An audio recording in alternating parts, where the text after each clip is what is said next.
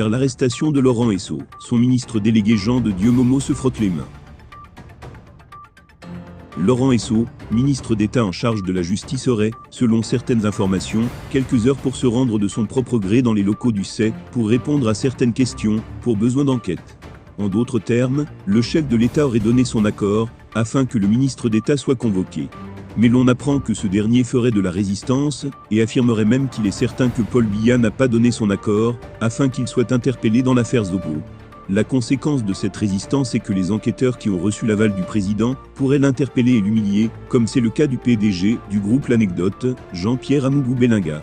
Ce bras de fer semble réjouir, l'on peut se tromper, un autre ministre, dont le ministère est attaché à celui que dirige Laurent Esso. Il s'agit bien entendu du ministre délégué auprès du ministre de la Justice, Jean de Dieu Momo. Ce dernier, plutôt très loquace sur toutes les affaires qui se passent au pays, n'a pas apporté son soutien à son patron, même pas sur sa page Facebook, qui porte le nom de Foudzaketonpou.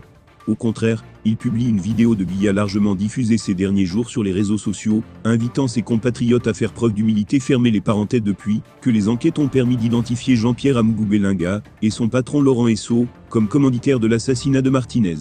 Dans le déroulé des événements liés à cette affaire, les suspects, dont Amougou-Belinga, Léopold Maxime Eko et les colonels Raymond Etundingse et Justin Dangwe, ont été présentés devant le juge d'instruction militaire.